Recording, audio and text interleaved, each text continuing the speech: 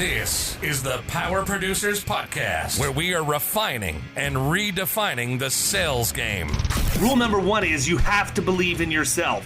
You're the only one who doesn't think you belong in this appointment. The prospect has already validated your existence by scheduling time with you.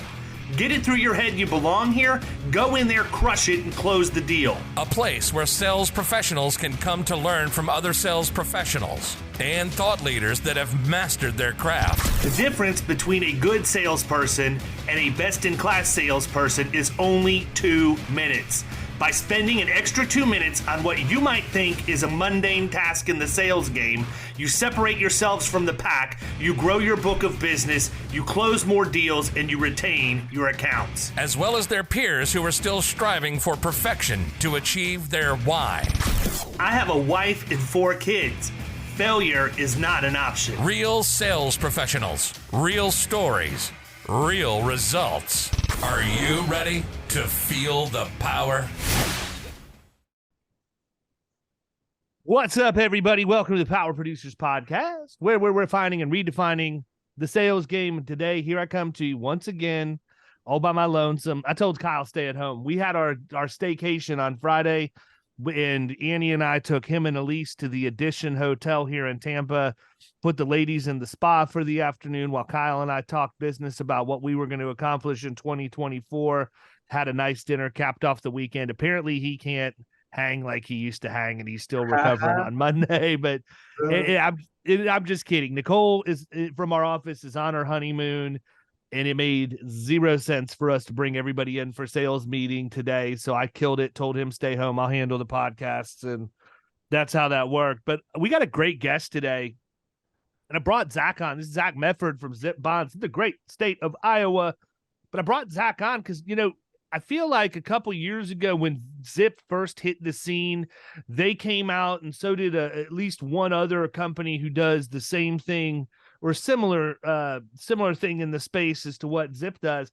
And then now I don't really hear much anymore. It seems like the buzz has died down a little bit. And I mean, I know that I know you guys have to be busy, man, but I want to try and help you get busier because I believe in what you're doing, and you've always been such a big help for us. So talk a little bit about what's going on right now. I mean, we're in a marketplace where I think everybody listening to the podcast can agree we're in a hard market.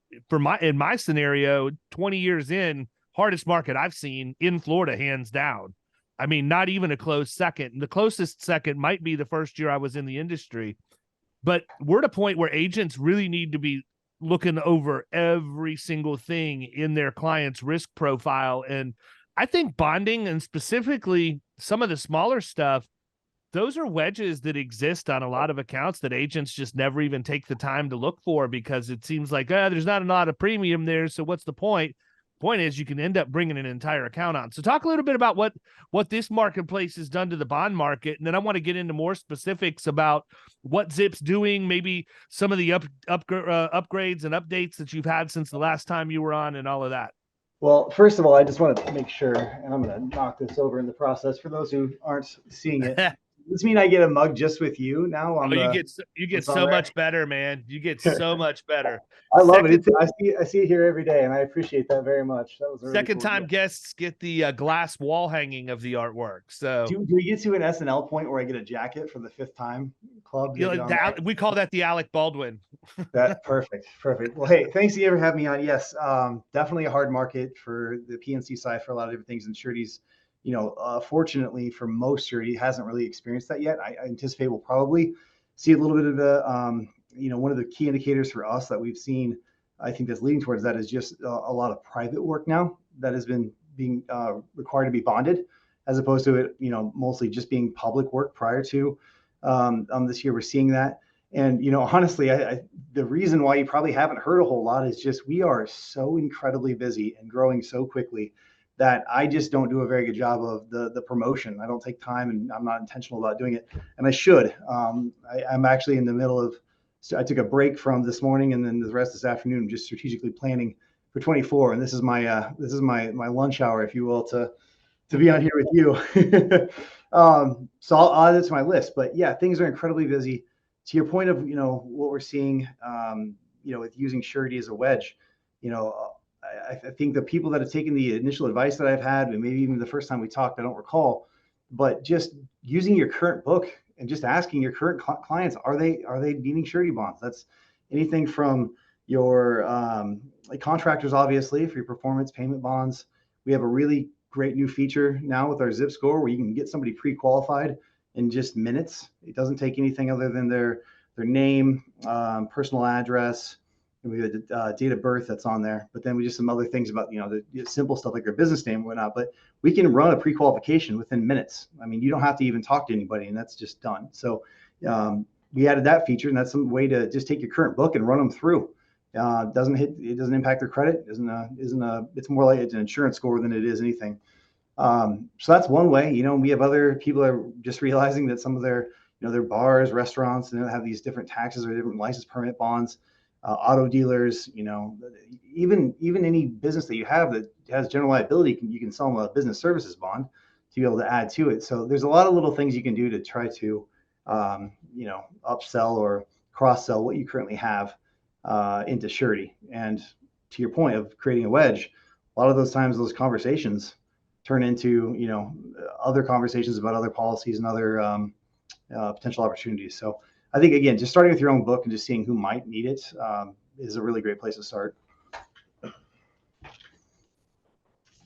So how much has the pricing on the bond market been affected by what we're seeing? Because, I mean, I think that when we think hard market from a client's perspective, it's insurance is now expensive or harder to get. Are you seeing the same ups and downs that we're seeing on the insurance side? I not so much impact on pricing. It depends. It really depends on the type of bond. I'll give you an example. Freight brokering bonds, VMC 84 bonds, those that have freight that they're brokering across the United States. The underwriting guidelines of those have become a little bit more strict, and I have seen some carriers change their structure for their premium. What they do, that's the one that comes to mind more than any of them. I would say the rate isn't so much the concern. It's just underwriting has become a lot more strict. People are just looking at things a lot more carefully, and you're going to find that mostly on these larger contractor programs that we're talking over 5 million bond capacity and higher. It's just, I think the underwriters are anticipating a little bit more of a pullback, and they're trying to make sure that they're not extending themselves outside of what they should. And those of people listening who pay attention to any of their local business news, how many of those people that are building these projects or doing these are going into foreclosure now? I mean, I subscribe to stuff here locally, and I see it almost every day. And I think that's what the biggest concern is like, when is the other shoe or other foot, I should say, going to drop here with this? And underwriters are just being more careful about what they will allow. So you said something earlier about running your book of business through or whatever. In the past, getting bonds done, even if it was only a page front and back, still required supplemental applications to be filled out, a lot of paper back and forth. You guys have solved at least a good portion of that problem, if not solved it completely. Talk a little bit about your platform for those people who aren't familiar with the basics of what you do. Yeah, so Zip obviously has a agent portal that we give agents access to, where you can find we have over 7,000 different bond options. You search it just as simple as the name of the bond, the state, whatever. I challenge our team to make it so easy that my mom could figure out how to sell a bond. Right, that's the user experience that we shoot for, and that also is going to keep track of all of your submissions. Is going to keep track of your renewals, your commission statements. All of that's built into our platform. As far as pushing the information back and forth, that's something we really pushed for on the small contracts. So anything up to 750,000 right now falls within what we call our Zip Score program. You can push that information in to the system, have a pre-qualification within minutes, and only if you want to extend to a larger capacity or larger program would we potentially need anything more than that to get somebody qualified. And that's where you can have the conversation just at the renewal. Hey, by the way, the agents that are using us will say we've partnered with this company called Zip Bonds. They help us with our surety, and we did a quick pre-qualification. Not sure if you're bidding public work, but if you are, just know that you have a pre-qualification up to, and then whatever that amount is. And that's something that they may not have even known they could have access to, or More often than that is if they are already doing work, that's when the agent finds out that that surety is being placed with another agent. And that's where you really want to, make sure that you try to control the entire relationship as opposed to letting them go somewhere else for it. Why do you think agents aren't more aggressive in going after surety? Because, I mean, to me, surety kind of reminds me a little bit of life insurance in that P&C agents tend to shy away from it in a lot of cases. Is it because they don't understand it, or I they think that might be perceive that part they of it. don't understand it? Because to me, it's never like I've never really felt like surety was overly complicated as long as you understood the mechanics of how it works. Well, so here's how I look at it, right? So, especially in the independent space, we're so used to having multiple options. And I think that for a lot of shops, there aren't, most of them don't have even 3 surety carriers that they work with on a regular basis. And if they don't do it very often and they're not working with someone like us who's a subject matter expert, it just, the process is more complicated than they're used to dealing with or want to deal with. And so I think it's just, you have a couple of bad experiences. And again, I can't speak for everyone, but I can speak to my personal experience as a producer. I would have one carrier that we were contracted with. And if they said no, I didn't usually get an answer the same day. It was 1 or 2 days later. And if they did, should I have known or not known? I don't know. I wasn't really educated on it. And then I would shoot it out to a broker who then would do the same thing, wait a couple of days to get back to me. By this time, it's a week, and my client's looking at me like, do you even know what you're doing?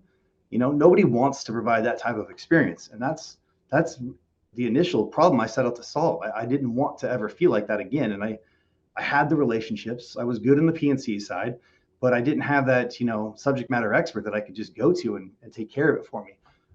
So I think it is a little bit of, the perception is that it's more difficult than it is. And the reality is it's not. And we try to make that incredibly simple. We try to just, make it so they don't have to be experts and make them look like rock stars in the process. So I think it's that. And I think the other thing is just, it's remembering to ask for it. It's kind of like the life thing. If you don't put that as part of your renewal process, you're not asking the question, when is it going to come up? I mean, how are you guaranteed to know that that person that you're working with on the P&C knows that you do surety if you don't tell them you do surety? They don't. Yeah. Yeah. And it's interesting because it blows my mind how many clients over the years I just simply had to ask that question to. Like, they had an entire bond line at a completely different agency because they felt like dealing with somebody who only does bonding or has a bond department meant they were going to get the best result. It very well may, I'm sure those people are very technically skilled in what they do, but at the end of the day, if you've got the relationship, that trumps everything else in most cases. And I just think we get really weird sometimes, man. It doesn't matter if we're asking for referrals or reviews or whatever else. It's like I tell my little girl, if you want the order, you got to ask for the order, man. She wants to get that second set of ears. Right. She wants to get that second set of piercings in her ear right now. And her mom told her, she goes, you're going to have to sell daddy on that. And she says, I mean, I knew it was coming, and she danced around and did everything else. I finally told her, I said, Caroline, if you want it, you got to ask for it, honey. You just don't want it bad enough if you're afraid to ask your daddy. You don't get what you don't ask for. That's absolutely right. I mean, you've got to ask for it. And that's just it. I just don't think that that's happening. And I don't know exactly why. I think you're probably right. There's a little bit of, confusion about it or bad process that's happened before. They want to not take up their whole day trying to remember how to do it. But, if you don't ask for it, you're not going to get it. So I agree. I'm not a big proponent of writing small commercial, man. I never have been, even when I was out and trying to, produce because I needed to validate, I never really let that pressure force me into writing the stuff I shouldn't be writing. Probably the closest time to it's when I launched Florida Risk back in 2016. After being a middle market producer for a number of years and then being like, oh crap, if I'm going to make my bills next month, I better write insurance this month, and it better be E&S so I get paid on it right away, or at least, annual pay. And so some things started to pollute my book a little bit. But one of the things that we had put in place, and I actually need to go back and rekindle this relationship and do it because nobody came in and took our place, but I networked with the local construction licensing schools here. Yeah. And it was a great place to get leads for smaller commercial contractors and stuff. And look, I get it. It is not in my wheelhouse today, but it is, because I can tell you a good chunk of those have grown, and it ain't hard to get to a reasonable amount of premium if you've got a couple of vehicles, few employees in Tampa, if you're plumbing, HVAC, electrician. So, if you're an agent out there and you're looking for a way to differentiate yourself, one of the things that I used to do was I would go and talk about risk management and insurance, educational only. It was not a sales pitch. And in exchange for me giving them an hour of my time in each one of the different, institutes or whatever you want to call it, when these guys go get their license, I wasn't going every week. I go once, sometimes twice a month, and speak for an hour, never trying to sell anything at all from stage. And they gave me a free ad in the back of their guide when all these people got their license. And so from my perspective, it would be pretty easy for us to go in, talk about it, give them a QR code to our Zip Bonds page, let them go and get their bond started. And then as soon as they do, immediately have an automation that pulls their info from our email when we get the notification a bond's been purchased, push it into HubSpot, and have it start an automated marketing campaign on small commercial, man. I mean, it would be a breeze. You're exactly right. And that's a good place for a green producer to get started too, is something like that, to be able to cut their teeth on and get things started. You brought up a good point too, is, as you know, we create a hyperlink for everybody. It's branded to you. Yours looks great. It looks just like it's on your website. We've helped some of our agents do a really good wireframe of plug it in, so you don't even see Zip that's on there, and nobody would ever know the difference. And I'm not sure if your agency's experienced this yet or not, but I mean, we have agents that'll reach out and be like, I have no idea who this person is, but they just bought this bond from me because they get the notification when it happens. And that, is just because they have it on their website. So I encourage everyone to do that. And then for those who are trying to figure out, because there's so many different types of surety, I always fall back into talking contract because that was my passion, as a producer. That's part of the reason, the majority of the reason why I started Zip Bonds is because of my experience as a producer with contract surety bonds. But there's so many license and permit bonds that are out there, and court and probate and administrator bonds. What I would suggest is anybody listening to this that's even remotely interested in seeing if it's for them, is just to go to our website, go to your hyperlink, go somewhere and just search your state and just look, type in your state and see how many different opportunities there are in that. Because, just a small amount of just even hyper local SEO, blogs or, just some content on that could drive a ton of business that you never have to touch. It just goes straight through. You get paid. We do all the work on the back end. It's just, it's just a matter of just putting in the small amount of effort to add it to your website and try to funnel some eyes towards it. Yeah, I think agents miss the boat on it a lot, man. I mean, most of the time when bonding would come up, if it wasn't for somebody who was heavily involved in new commercial or industrial construction of some type, it would come up when the 401k was being discussed, right? The fidelity bond or the crime policy was up for renewal, or you're going in and you're talking to a prospect and you're asking about it and find out, oh crap, you're not in compliance with ERISA because you had this little bond that had a 3-year term on it and nobody paid attention to it because it really didn't have any money attached to it. And so it expired, but now they're sitting in a major issue for being not compliant and face possible fines and penalties and everything else. That was one of the things that was taught to me right out of the box. When you're going in to talk to somebody, if you're going to bring up 401k and retirement, make sure you're addressing either the crime policy or that fidelity bond. That's correct. Yeah. And how many of the producers that are listening to this or, team members have, financial planners, financial advisors within their network of people that they're trying to work with? Have you ever asked them where they put those things? They might not know that you provide it. And again, those things are so easy. So ERISA bonds, just, point them right to the website, have them take care of it. And, we even help handle the renewal process and still pay the agent. It's like, it's that mailbox money you like to talk about, right? It is mailbox money, man. And that's why I love it so much. I mean, the more of that, the better. If I had it all to do over again, Zach, I'd be sitting on a boat in the middle of the ocean right now, writing hyper at local SEO blog posts all over the country, driving people to landing pages with my Zip Bond links so that they could buy those bonds. Then I could market to them for leads on the insurance and sell the leads to the people in the other parts of the country where I don't write and monetize that too. I agree. And I think that's the thing that's really great about surety that is so often underutilized is, we all go after and compete against each other with the same stuff, whether it's, risk management programs, work comp, understanding their experience, things like that to try to get in. I challenge people, if they would just use surety as a way to get in, because you talk about those good middle market accounts, the stuff that you really want to write. This happened to me. This was the epiphany I had. Is I had a client. This is right before we started Zip. I at a renewal, I started asking the question. I'm practicing what I preach. That's what I planned on doing.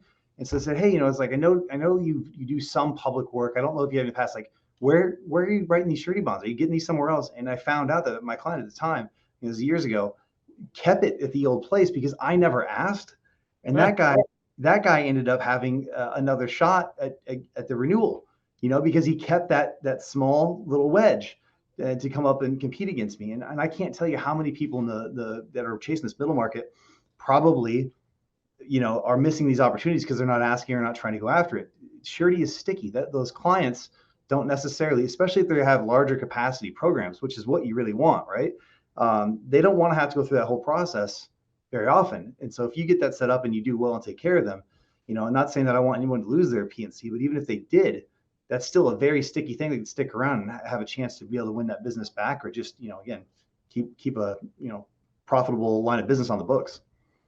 The other one that I learned about quite a bit earlier in my career that I think is relevant, especially as the economy changes, as costs continue to go up on a variety of things, is the utility bonds, man. Like, I can't believe how much some of these manufacturing concerns are paying to bond against their electric bill. And I'm willing to bet you 90% of the agents listening to this have never had a conversation about a utility bond with one of their manufacturing clients, which means you need to find out who's writing it, because I promise you somebody is.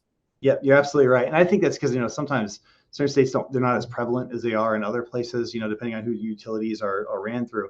But you're absolutely right. Bringing those up and just having those questions again, there's almost the type of surety, there's a surety bond that can be written for almost every single type of commercial risk. So it's just, a matter of asking, and depending on what niche you chase or what you go after. I mean, I personally, I love helping agents kind of walk through that process. They have something they go through, and, just taking 20 minutes out of my day to help them figure out how to prospect and how to ask those questions and what questions to ask. But yeah, that's another good one.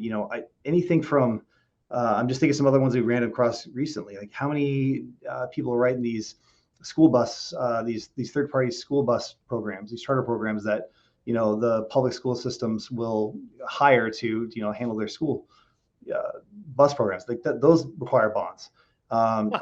Trash haulers, you have a trash hauling company and you're out there and they're bidding, either a county or a city, certain municipality, those require bonds.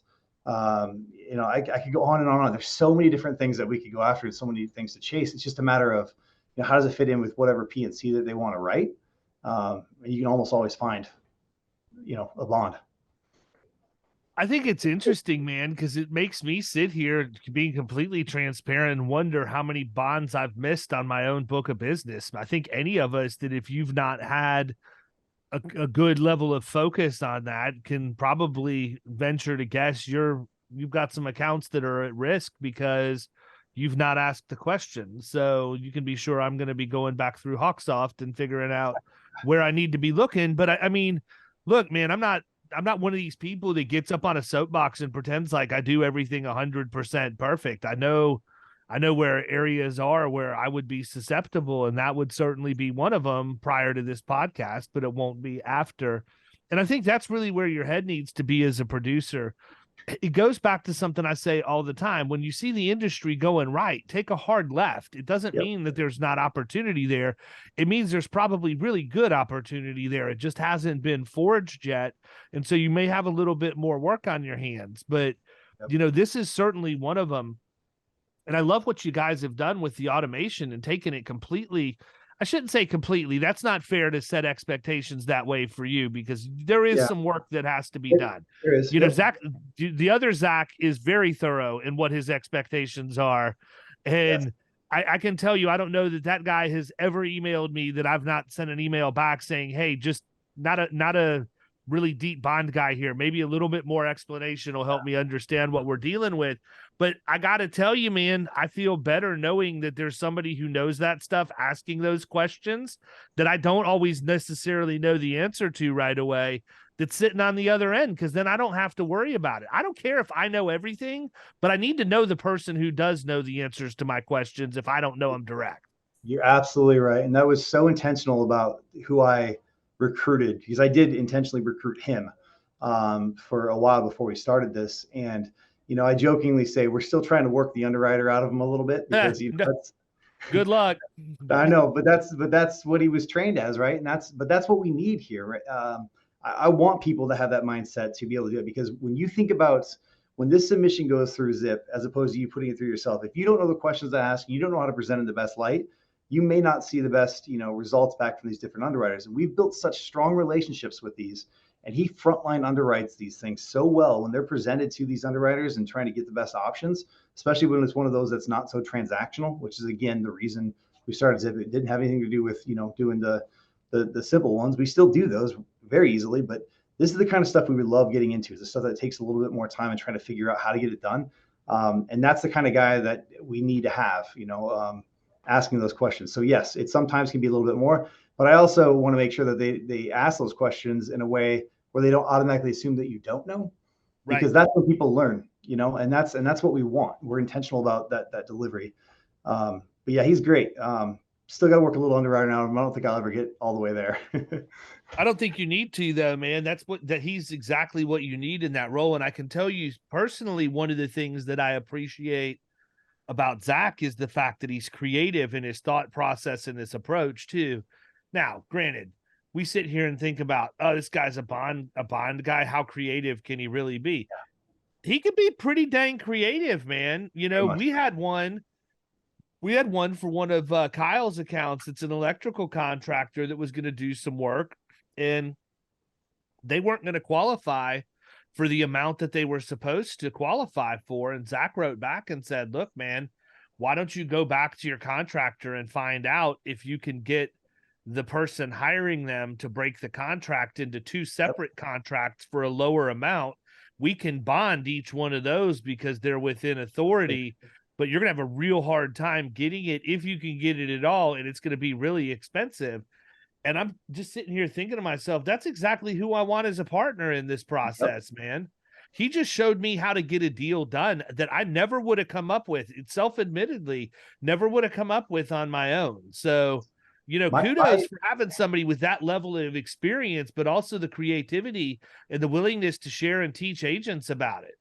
I appreciate that very much, because we focus on that a lot. And my challenge to him when we first started, I said, I don't care if it's you come back with it's 100% collateral and it's going to cost you 10% to be able to get it done. Like, I don't want to go back to somebody without an option unless they should not be bonded. At some point, there are certain people who you're almost protecting them from themselves, because they shouldn't be able to get there. And I can't promise everything, but if there is a option, I don't care how creative we have to be. I challenged him. This is from the very beginning, and it's been so rewarding to watch how much has changed in his, approach and his process of doing this, because there are times where he'll surprise me. He'll come up with like, okay, it was a no at first, but here's where I think we might be able to get this done.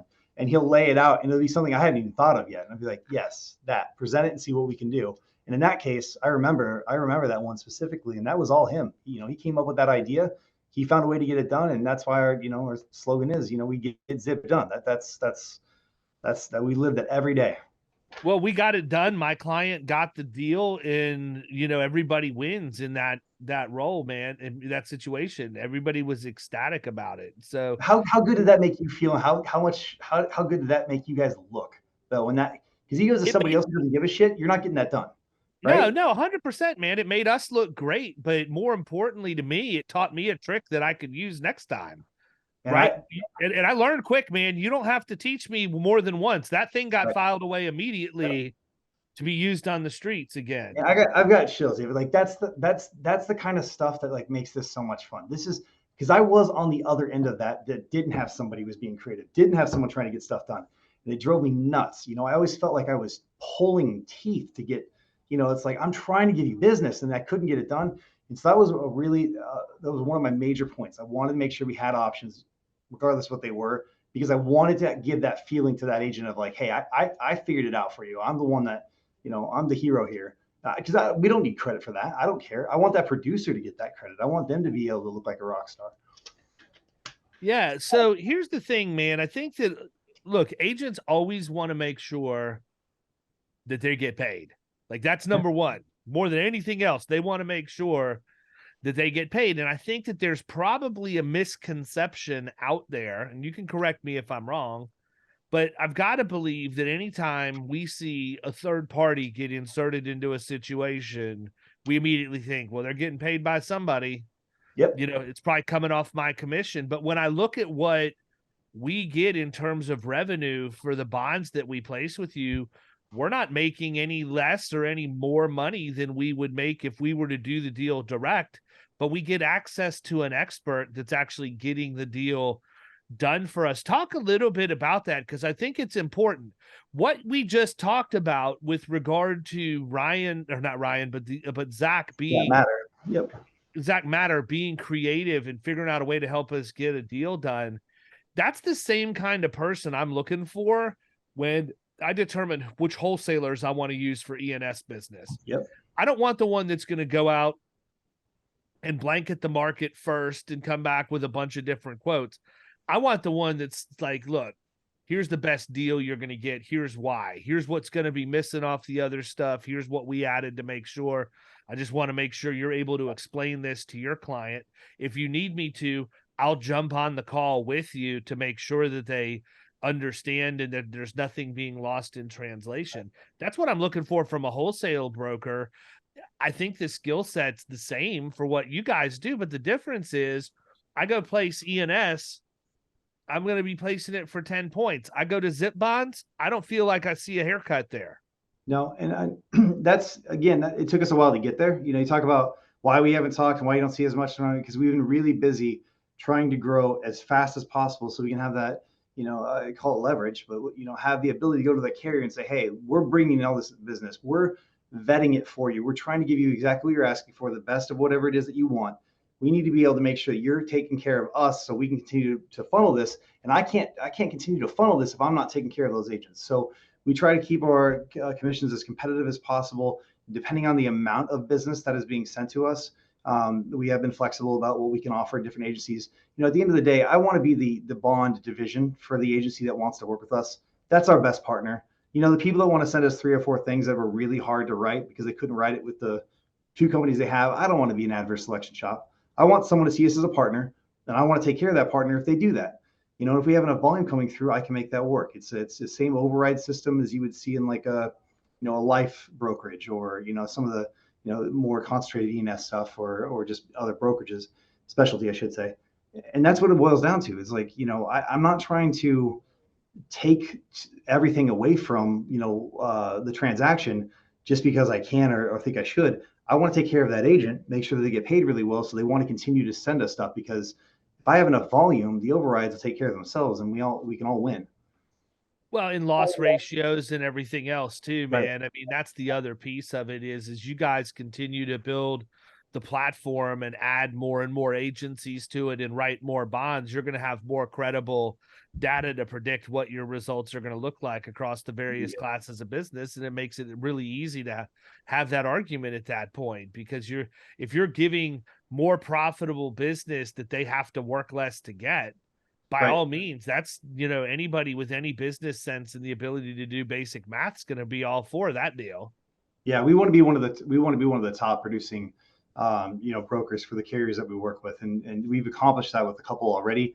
Like I was telling you right before we hopped on the call, we more than doubled in size this last year, looking to do basically the same thing next year. And really, what it boils down to from the agent side is it's quality over quantity.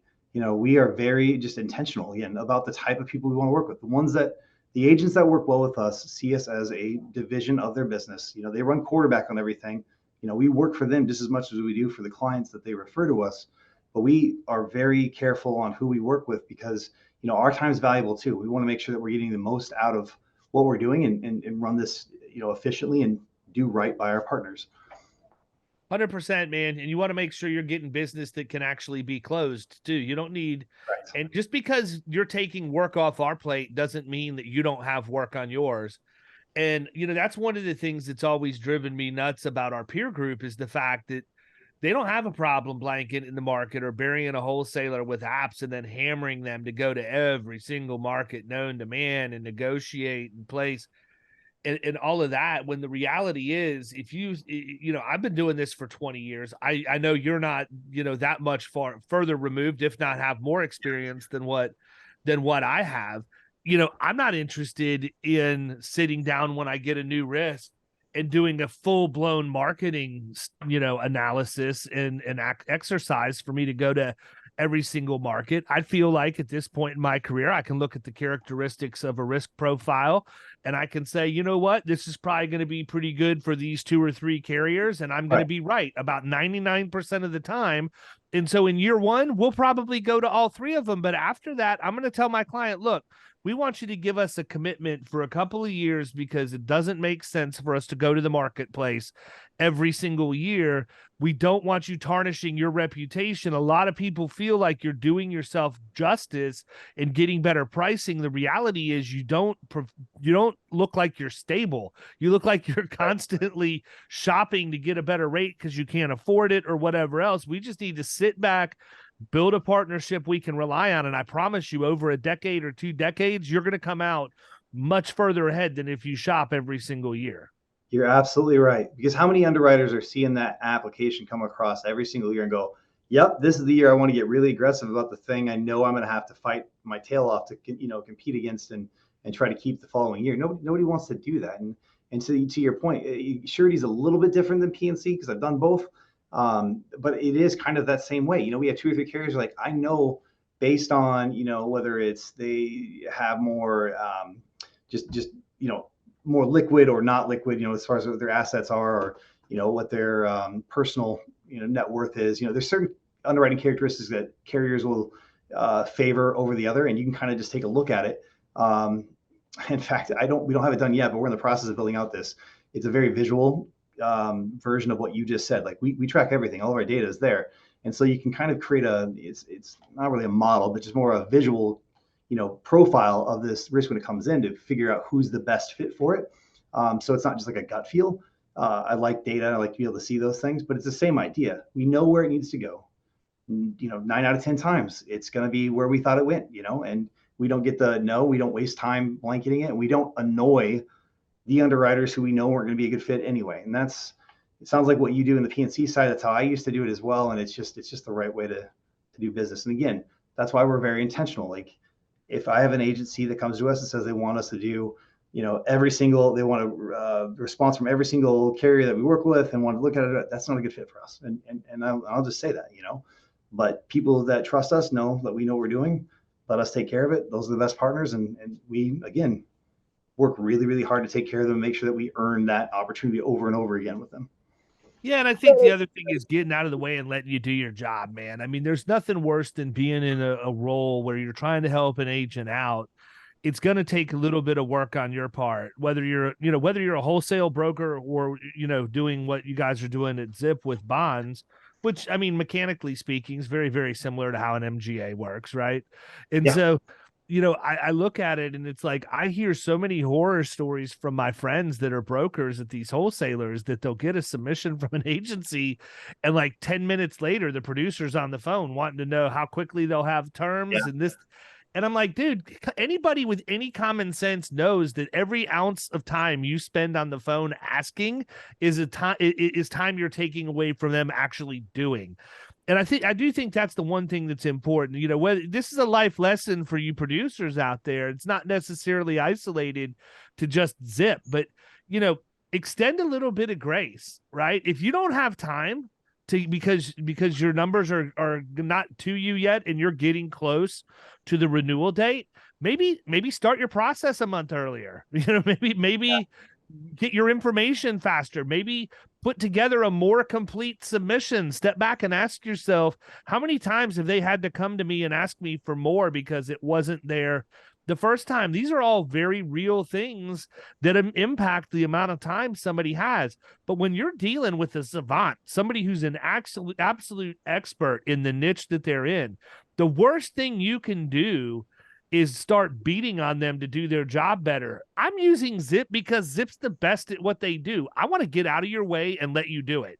Now, if I've got a problem because it's been 3 weeks and I haven't heard from somebody, that's a problem. We know that because experience tells us that's not what we should expect from you.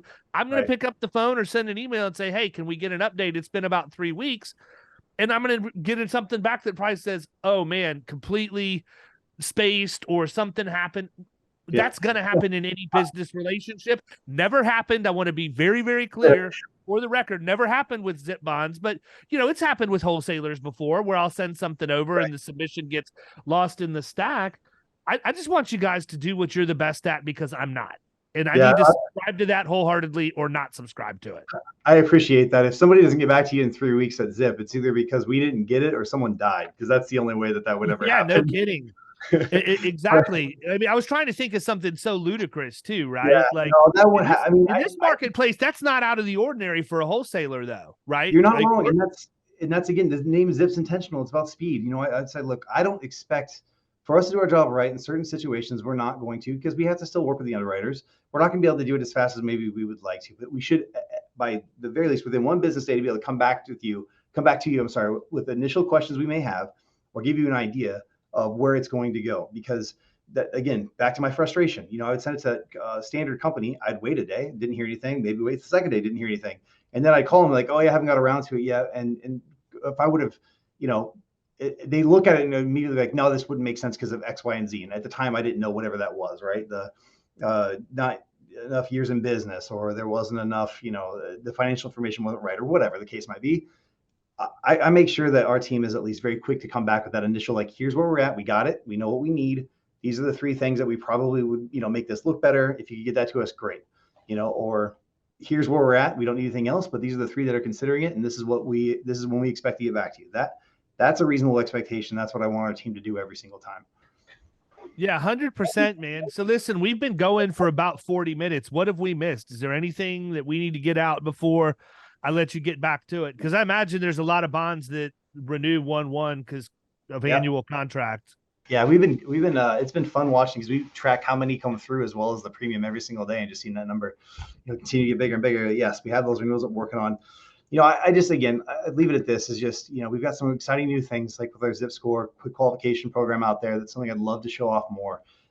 It's such a great tool to use, especially if you're, working through a renewal. You can do it in real time. You can have it on your website with your hyperlink.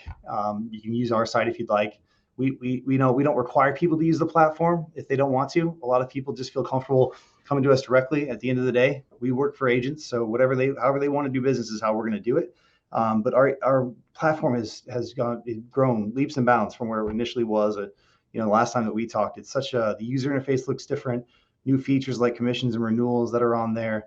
Submissions that you can track in real time. You can upload it and drag and drop it into your AMS.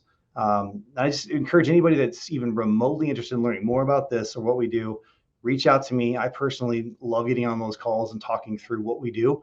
I'd be happy to do that with any producer that's interested in growing in surety.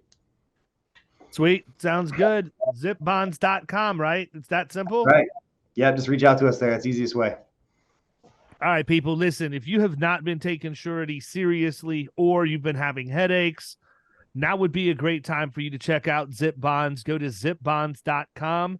Zach is on here. He can tell you I don't get paid a dime. He will tell you he is not paying me a dime to advertise for him or to interview him on this podcast. We use his service here at Florida Risk Partners, and I just reached out to him out of the blue and said, hey, brother, you want to come on the podcast? I haven't heard any buzz on Zip for a while. Let's go create something. So, people, this is serious mailbox money. If you like getting money for doing next to nothing, by all means, go check it out. This is the closest. Well, I'm not even going to say it. That would probably get me in trouble. Yeah, don't do it. Don't do it. Too much election season, man. I have to rein myself back in every now and again. Hey, thanks for having me, man. It's great catching up with you. Absolutely, my pleasure, brother. Take care and best of luck to you guys. Have a great holiday season. Same to you, buddy. Thanks.